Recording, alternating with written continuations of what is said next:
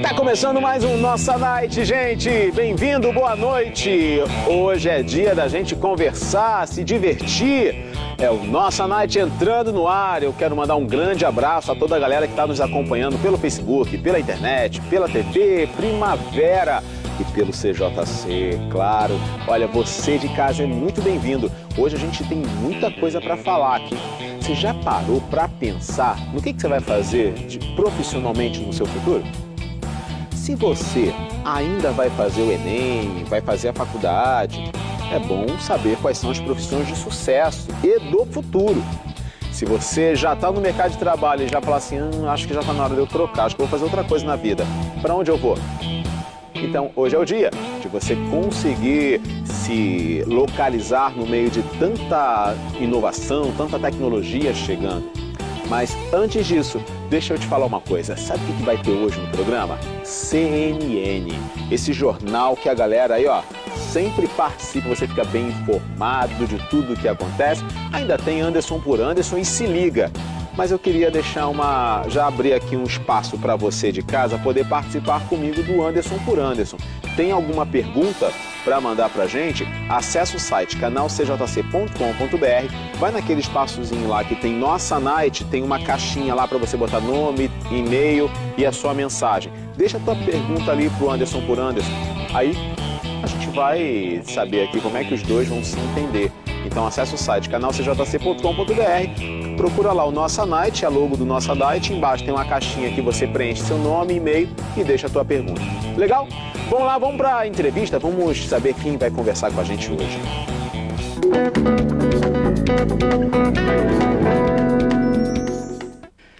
Bom, chegou o momento da gente receber nosso convidado de hoje, mas eu tenho uma pergunta para te fazer. Você sabe se conseguiu alcançar a excelência? Extrair o melhor de você mesmo? Pois é, tem muita gente que pode alcançar mais, mas não sabe como. E o que faz? Tem gente que vai para o YouTube e tenta assistir todos os vídeos motivacionais, porém é tudo tão generalista. Será que tem alguma coisa que a gente pode fazer? Por isso hoje eu converso com o Alexandre Prado, ele é coach e está aqui com a gente hoje pela primeira vez aqui no Nossa Night. Bem-vindo. Obrigado. Tudo bem? O senhor está na PEC, hein? Muito obrigado. Rapaz, senta aqui, fica à vontade. Muito obrigado. Olha, como coach, além de coach, você tem outras especialidades. Né? Você trabalha com finanças, você é presidente do núcleo Expansão. Eu quero depois entender um pouco mais o que é esse núcleo. Mas eu fiz essa pergunta, né, para as pessoas de casa porque a gente sempre tem sonhos, a gente quer realizá-los, porém, às vezes a gente não sabe como alcançá-los. E tem gente que fala que é só a questão financeira. E nem sempre é só a grana que nos impede, não é isso? Verdade. É verdade. O que nós temos é o seguinte, hoje quando a gente fala inclusive de empreender, não basta mais ter uma boa ideia e ter dinheiro no bolso. Não basta mais isso. Basta se qualificar. Essa é a chave. Se qualificar, se diferenciar, entender não só do seu negócio, mas entender do mercado, entender de relacionar com pessoas, entender como desenvolver pessoas e desenvolver o seu negócio. Então, a resposta não é só dinheiro. Dinheiro é um fator, mas não é o único. Entendi. Então, Alexandre Prado, obrigado por estar aqui hoje com a gente. Prazer, meu. Consultor, presidente da Núcleo Expansão e vai conversar um pouco sobre esse desenvolvimento. Agora, você falou uma coisa que não basta ter só a ideia e o dinheiro que não vai resolver. Quem só tem a ideia e não tem o dinheiro, hein? Aí fica mais complicado, não? Porque tem ideia, não tem o dinheiro e aí precisa ter as outras coisas. O dinheiro não é o mais importante, mas sem ele, para ter um negócio, é um pouco apertado, né, não? É verdade, é verdade. O dinheiro é um fator importante. Então, nós temos que ter a ideia, uma boa ideia, o dinheiro e ter as competências e os recursos necessários, competências emocionais, comportamentais para lidar com isso. E são o seu nicho de trabalho são esses desenvolvimentos comportamentais, emocionais que vai ajudá-los os seus clientes, as pessoas a alcançar seus sonhos. No meu caso, eu atuo em duas frentes, tanto no aspecto do dinheiro, tanto no aspecto do financeiro, como também na questão comportamental. Mas você não é banco? Não, eu não sou banco, mas eu ajudo a pessoa a entender. Porque senão já ia ter uma fila aqui fora, Nada disso. Mas tem a estratégia de como obter esse dinheiro. Entendi. Né? Então, há empreendedores que só têm uma boa ideia e não tem o dinheiro. Então existem estratégias para buscar captar recursos no mercado. Contando com o que ele já tem na mão. Contando com o que ele já tem na mão. Se ele não tiver dinheiro nenhum, tem a ideia dele, tem a pessoa isso tem um dele, valor. A característica dele, isso já conta. Isso. Não, como eu falei no início, não basta uma boa ideia e dinheiro. Tem que ter comportamentos. Mas se ele tiver uma boa ideia e tiver comportamentos e habilidades emocionais, ele vai conseguir esse recurso e ele vai conseguir colocar a empresa dele, criar a empresa dele e botar essa empresa no mercado. Ok, a gente está falando então de mercado, a gente vive hoje uma crise política que acaba refletindo na economia. Os impostos vão subindo, aí tem juiz brecando ao aumento de imposto, você daqui a pouco, eu não sei onde a gente vai parar. Uma vez eu até comentei uma postagem de um jornalista no Twitter que estava trazendo mais um escândalo. Eu falei assim, tomara que a gente não acabe numa pizzaria. E aí o jornalista me respondeu falando assim, então eu vou pedir a de calabresa. E aí eu respondi de novo, falei assim, beleza, eu vou levar o refrigerante. A calabresa só não pode ser, eu não vou falar o nome da empresa. Mas enfim, eu espero que isso tudo não acabe numa grande pizza e tudo continue como era antes. Eu acho que a grande expectativa de todos nós, né? Porém, hoje, com essa situação do mercado, o que as pessoas têm despontado para iniciar um negócio? Quais têm sido as grandes ideias hoje em dia? No mercado, o que se tem hoje, o que se vê hoje, é que, apesar da crise, e que com quase 14 milhões de desempregados, o que o mercado sente menos são cuidados com a saúde, com estética, alimentação. Então, isso não mudou? Foram menos afetados, eu diria. Então a gente vê notícias de a indústria caiu 30%, 20%, produção de veículos. São indústrias muito grandes. Exatamente. E isso foi muito afetado porque basicamente a gente está falando de bem de consumo, então são valores agregados mais altos. Mas quando a gente está falando de alguém fazer uma sobrancelha, a gente está falando de 10, 15 reais, a gente está falando de comprar uma esfirra, um pastel. Esse nicho, ele sentiu muito pouco a crise. É que as pessoas podem pensar assim, mas 15 reais não vai me fazer nem mais rico nem mais pobre, então eu vou fazer. Eu acho que tem isso, mas também tem a questão da prioridade que cada um dá, né? De repente a pessoa prefere abrir mão de uma saída no final de semana, de comer uma pizza no final de semana, para que a sua imagem, a sua aparência esteja em dia, né? Então, inclusive, há pessoas que lidam com a sua aparência. A sua aparência é importante. Então, elas pretendem e preferem investir na manutenção da sua aparência ao invés de comer uma pizza no final de semana, por exemplo. Então, com esses quase 14 milhões de desempregados, o que mais se expandiu foram não ex-profissionais, mas ex-trabalhadores legais abrindo seus próprios negócios na área de serviço. É indiscutível que foi uma oportunidade para essas pessoas que estiveram disponíveis no mercado. Para algumas talvez foi uma sacudida, né? Por assim, você consegue fazer uma coisa... Anderson, você colocar isso é muito interessante, porque eu falei sobre isso ontem. Porque é interessante que muitas vezes as pessoas estão numa vida acomodada profissionalmente. E acomodado mesmo, né? Segue aquela vidinha, elas não vivem, mas elas sobrevivem porque tem um salário fixo no final do mês, porque tem o seu benefício e vai contar com a sua aposentadoria. Então vem a vida e dá aquele sacode, como você falou. Então, é adverso isso? É um momento de adversidade. Ninguém gosta de tomar um sacode assim quando não espera. Mas a gente só cresce quando é sacudido. Exatamente. Né? Então talvez seja esse o momento de uma grande oportunidade. Nesse momento da adversidade, encontra uma oportunidade. Então, não age por impulso, um amigo falava recentemente, baixa a bola, para a bola e olha para os lados para saber qual vai ser o lance a ser feito. A melhor jogada. Porque talvez a melhor jogada seja, talvez voltar para o mercado, talvez seja empreender. Então, qual é a melhor jogada para a galera que está agora se preparando para o Enem, que está chegando, ou algumas universidades que ainda contam com o antigo vestibular? Qual é a melhor jogada? Qual é a carreira, a profissão, o curso ideal para que eles possam se inscrever e fazer, vislumbrando lá na frente, um sucesso profissional? Quando a gente fala de carreira, é muito importante que a gente tenha também em mente o perfil de cada indivíduo. Porque não adianta colocar uma pessoa que não tem o perfil para, por exemplo, ciências exatas, lógica, matemática, raciocínio lógico, para engenharias, por exemplo. Então, não é por ali. É dar um tiro no pé. É dar um tiro no pé. E hoje nós já temos ferramentas, recursos para poder fazer exatamente esse mapeamento de identificar áreas que sejam mais congruentes com o perfil daquela pessoa. Agora, quando a gente fala em linhas gerais, de profissões, hoje nós temos algumas profissões que são novas.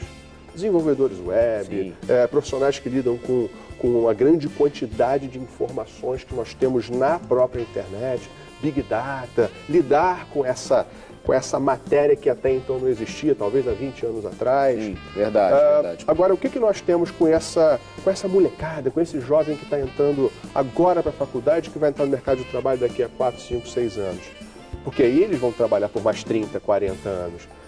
Se for para se aposentar, vai trabalhar um pouco mais, né? Claro. Talvez uns 90 anos mais, né? Melhor paga agora, gente. Começa a pagar agora. Nasceu, começa a pagar, não é verdade.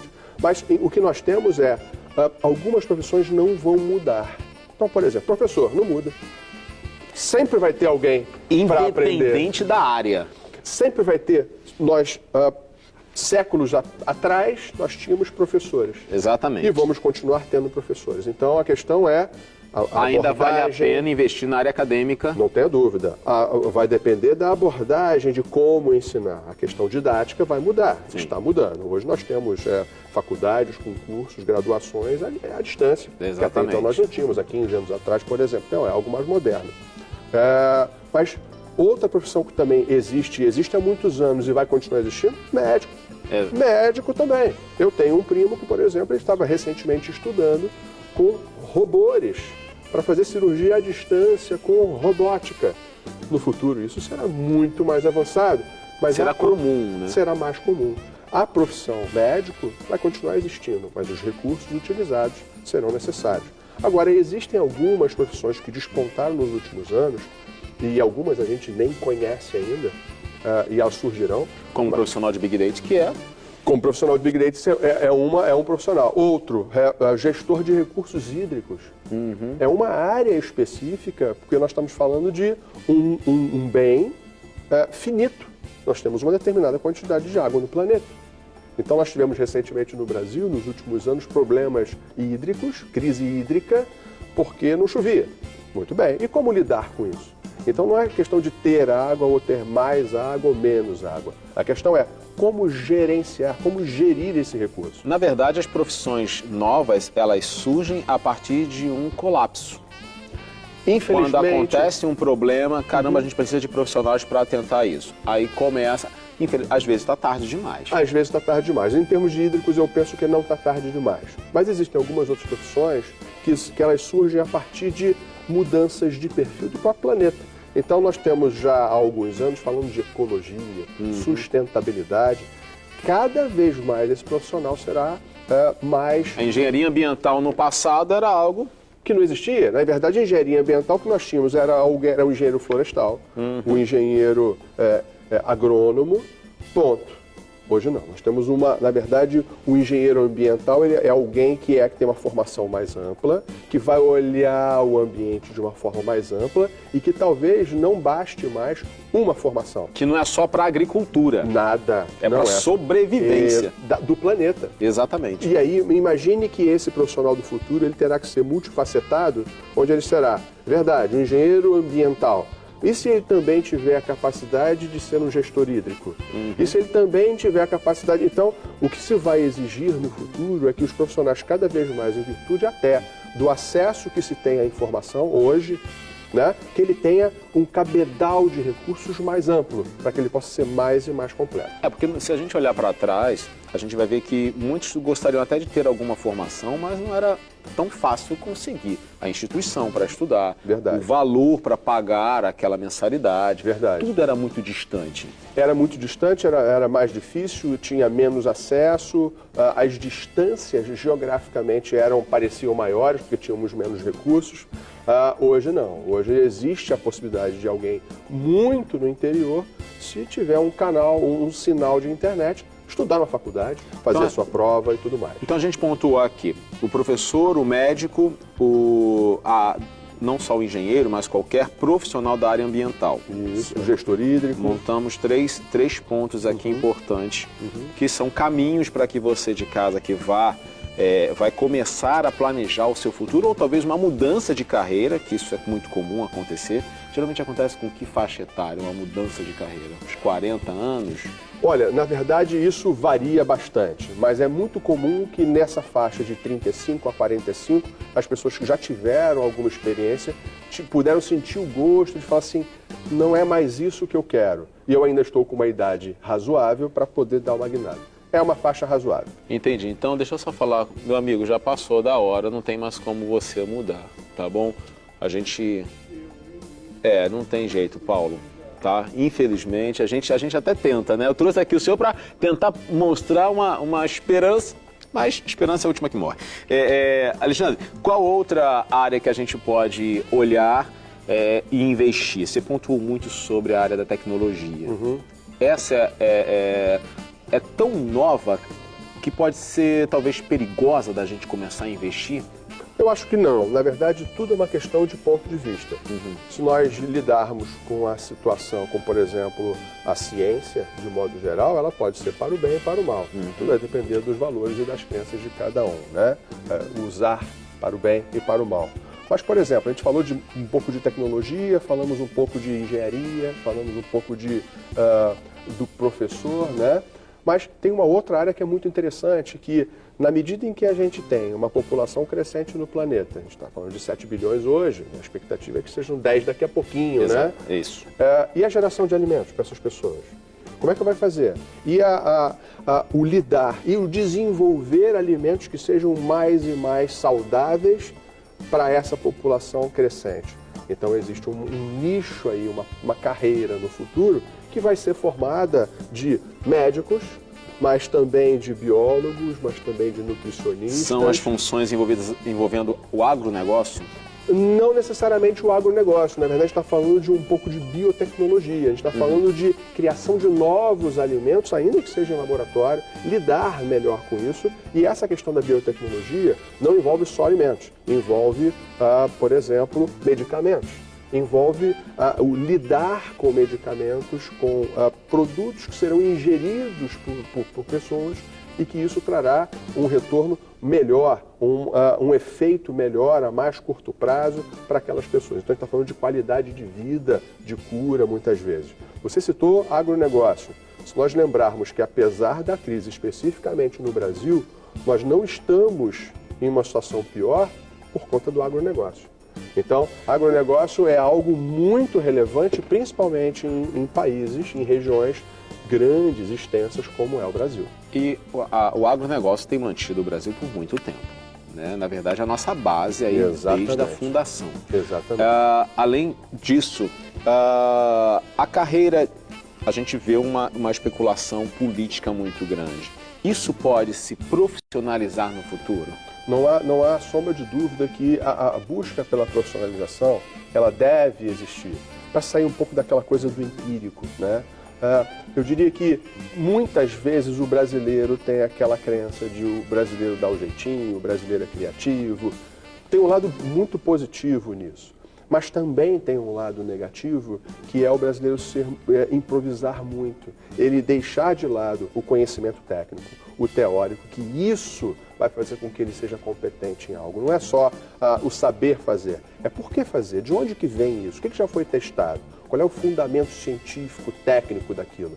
Então, quando a gente fala de profissionalizar esse agronegócio, nós já temos grandes exemplos no Brasil especificamente, isso vai buscar cada vez mais que indivíduos que estão nas cidades grandes, estão no litoral e efetivamente migrem para o centro do Brasil, como aconteceu já há muitos anos e vem acontecendo, mas ainda tem muito para desenvolver, com essa capacitação, com essa profissionalização de muitas outras áreas voltadas ao agronegócio. Para aumentar a produtividade, melhorar a qualidade do produto que está sendo produzido, melhorar a produtividade mesmo de um mesmo pé de feijão, produzir mais com aquele, melhorar a colheita. Então isso passa pela profissionalização também.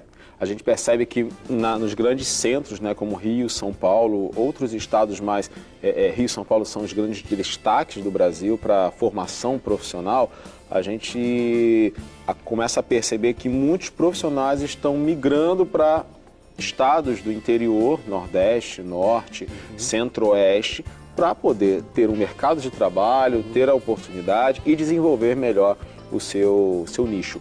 Agora, tem uma movimentação aí sobre servidor público. Né? E tem gente que fala assim, não, eu vou fazer faculdade só para ser um servidor público. Eu não vou lhe perguntar se você é a favor ou não do servidor público existir, mas agora com o novo projeto, né, do PDV do servidor, dele ter o pedido de demissão voluntária e vai receber os seus direitos, enfim, tudo lá, não vamos entrar nesse assunto, mas ainda é uma boa escolha? É uma boa escolha para algumas pessoas. Eu recentemente recebi uma consulta de uma empresa falando que estava tendo uma debandada de pessoas para fazer concurso público.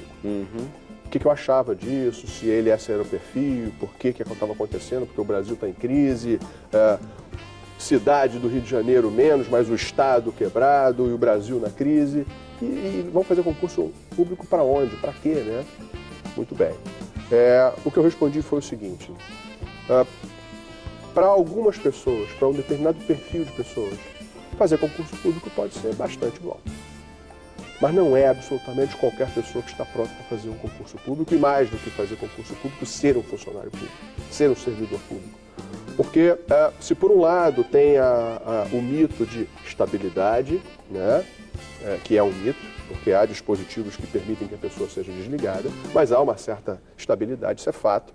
Mas efetivamente, a pessoa tem que pensar no outro lado também. Então ela vai ter uma limitação de gasto, ela não vai ter talvez o espaço para poder criar, inovar. Ela vai ter que aceitar muito que a vida dela vai ser mais uma rotina. Isso em regra, sim. Né?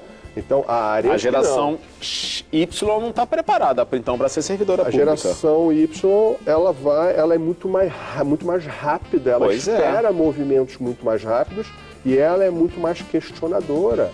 Então, num funcionalismo público clássico, vamos dizer assim, aquele antigo, onde a pessoa vai, entra às 8, sai às 5, 1 hora de almoço, às vezes um pouco mais. Eu acho que a geração Y consegue segurar isso daí até por algum tempo, mas em 3 meses, 4 meses, ela já está desesperada. Eu acho também. Então, na verdade, o que nós temos é uma mudança no perfil do servidor público. Isso mais a médio e longo prazo. Então, a gente está falando de vários anos aí, porque o próprio governo, a própria instituição, o governo, ela vai perceber que se ela quiser um funcionalismo público capacitado, não só capacitado para passar numa prova, mas aquele para exercer o seu trabalho. Porque passar na prova é uma coisa, exercer a tarefa é outra. Isso, exatamente. Aquele funcionário público para poder desempenhar bem as suas funções, não vai ser só aquele que fez uma boa prova, não vai ser só aquele antigo e não vai ser só aquele que vai ter que simplesmente aceitar regras e normas. Ele tem que ser alguém que vai criar, que vai ser talvez a meritocracia, que vai ser por produtividade. Então é um perfil que vai ter que ter um plano de cargos e salários, que ele vai ter que ter uma expectativa futura. Então, expectativa, eu acho que é uma palavra importante. Eu respeito todos os servidores públicos, eu acredito é um servidor público porque se preparou para a prova, fez uma boa prova, conseguiu entrar, não por terceiros meios, mas conseguiu fazer a coisa direitinho, então parabéns. Né? Eu trouxe esse assunto porque eu já venho pensando e avaliando alguns servidores que eu conheço, que às vezes eu percebo uma certa frustração por não ter mais o que fazer. Faço aquilo e ponto final. Eu, particularmente, não sei se a geração Y, que são jovens, né, que estão agora entrando, na verdade já estão no mercado de trabalho, daqui a pouco a geração Z está chegando, eu acho que essa vai ter menos paciência ainda para ficar como servidor público, porque é um trabalho de rotina. E é uma geração nova que rotina é uma das coisas que não desce, né, na garganta. Bom, no próximo bloco eu tenho um desafio para o senhor. Vamos lá. Que eu acredito que seja bem mais fácil do que esses desafios como coach. Mas a gente vai fazer o desafio da Night. Então, Alexandre Prado está comigo aqui no próximo bloco. Não troca de canal, nossa Night. Volta já.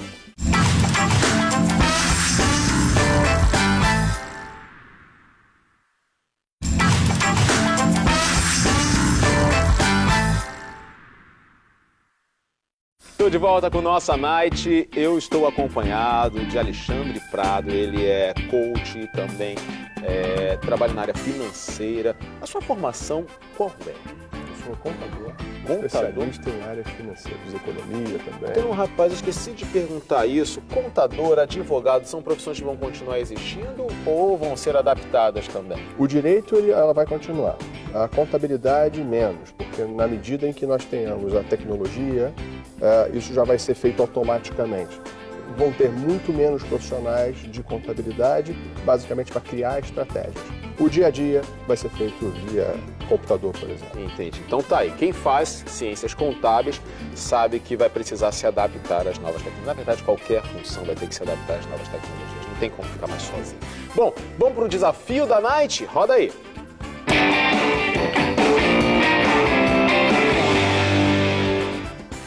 Bom, o contador nem sempre é vendedor. Verdade. Pode até ser, né? Porém, o senhor não é vendedor. Não tem perfil de vendedor. Ok, eu também não, rapaz.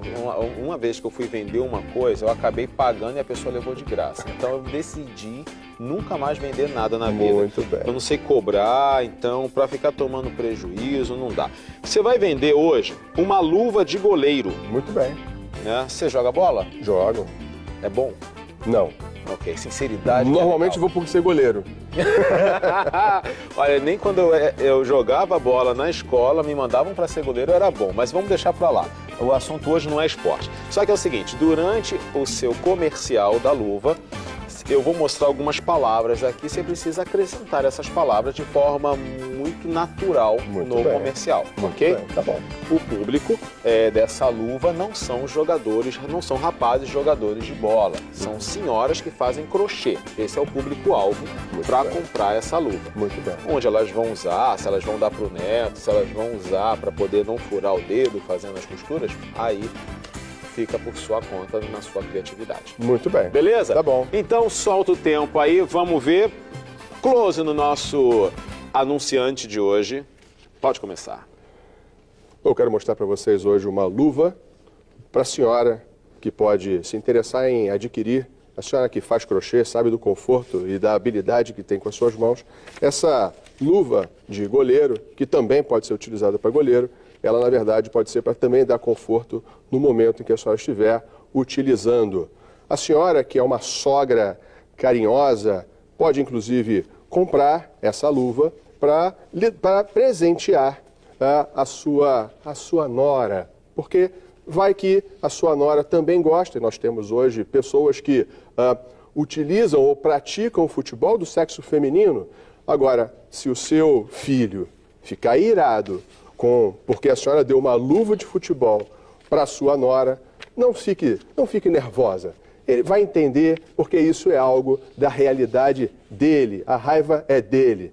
Agora, o que eu posso dizer claramente é que essa luva, ela tem uma qualidade extraordinária. Eu diria até supimpa. Então, o importante é, ao adquirir essa luva, a pessoa vai estar claramente cuidando da sua saúde, protegendo as suas mãos e, inclusive, no momento que estiver cozinhando, talvez poder proteger as suas mãos no momento que estiver fazendo um suco de agrião para aquela pessoa que o esporte, o atleta precisa se alimentar bem. Boa!